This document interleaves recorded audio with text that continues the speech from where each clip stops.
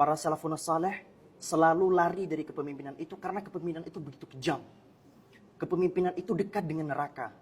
3 orang di dalam hadis riwayat Tirmidzi, yang pertama kali masuk neraka adalah pemimpin yang menyelewengkan kepemimpinannya. 2 detik Abah menyelewengkan kepemimpinan Abah. 1 detik setelah kematian Abah sampai hari kiamat nanti, Abah tidak akan pernah tenang. Assalamualaikum warahmatullahi wabarakatuh, Abah. Waalaikumsalam warahmatullahi wabarakatuh. Jadi mungkin ini konten sedikit berbeda dengan yang lain. Yang lain biasanya ajakan dan sebagainya. Tapi kali ini ada sedikit pesan yang sering kali kami sampaikan kepada teman-teman saya yang nyalak. Apa tuh? Terlepas dari apapun surveinya, Abah harus ingat sama firman Allah Subhanahu wa taala, "Tu'til mulka man tasha wa tanzi'ul mulka mimman tasha." Allah yang bisa mengangkat sesiapapun yang Allah inginkan, dan Allah juga bisa menurunkan sesiapapun yang Allah inginkan. Jadi apapun yang terjadi terserah Allah ujung-ujungnya.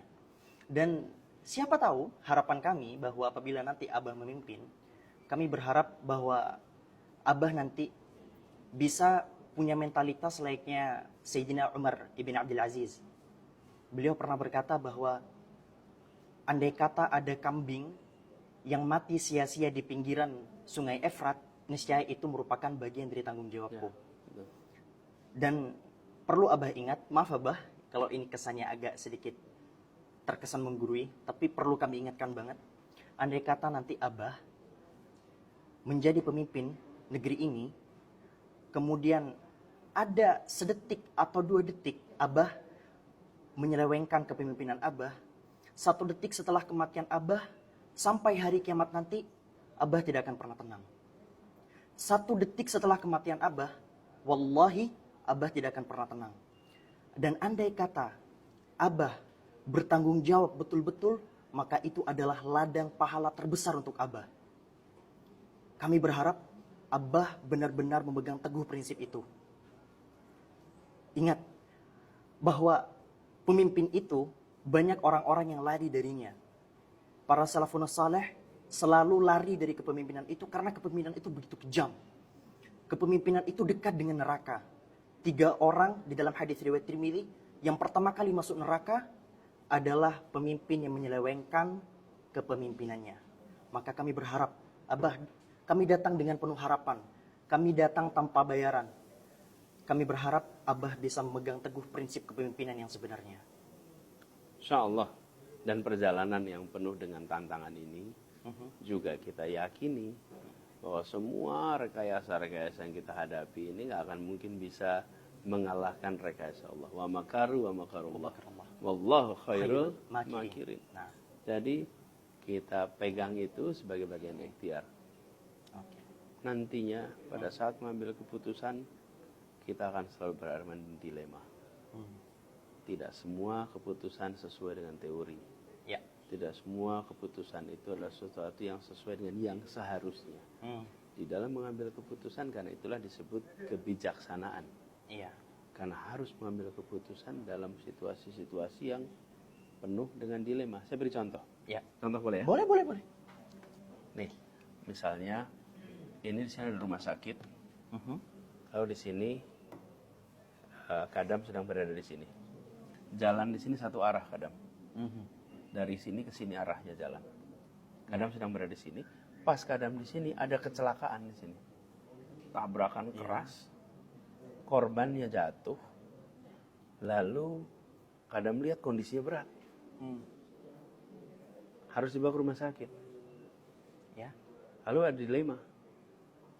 Kalau mengikuti aturan lalu lintas, maka harus berputar dulu nih, muter untuk ke rumah sakit. Mungkin bisa 30 menit Ya. baru sampai. Benar. Kondisinya kritis, berat. Tapi kalau dibawa langsung sih berarti harus melanggar Melawan lalu lintas. Ya. Nah, di situ namanya judgment. Ya. Nah, nanti akan ada orang yang bilang salah, nggak boleh melanggar Lalu lintas. Itu prinsip, nggak boleh. Tapi ada yang bilang, oh kita lebih penting menyelamatkan nyawa. Iya, benar. Disitulah yang saya maksud. Bahwa tidak bisa dalam kenyataannya. Nantinya kita bilang, oh harus pakai 1, 2. Di situ yang namanya kebijaksanaan. Sebagai pemimpin. Di situ ambil keputusan. Tentu dia harus mempertanggungjawabkan. Bagi yang menganggap aturan lalu lintas tidak boleh dilanggar, pemimpin telah melakukan pelanggaran besar. Ya. Karena pemimpin sudah mengkhianati aturan paling dasar, Yaitu jalan satu arah. benar. Oke. Bagi yang satu bilang ini pemimpin sedang melakukan penyelamatan nyawa dalam kondisi darurat. Benar. Akan selalu muncul begitu. Benar. Jadi maksud saya, jangan pernah berharap nantinya semua hal pasti disetujui. Ya.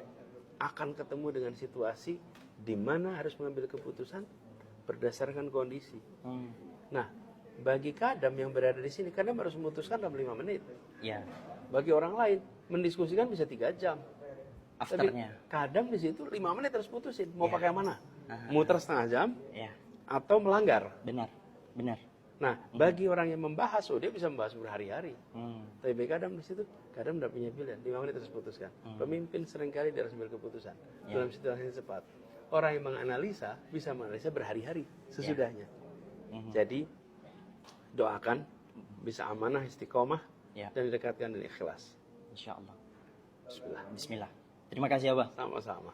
Kita tagih janjinya nanti di akhirat. Iya. Ya. Assalamualaikum warahmatullahi wabarakatuh.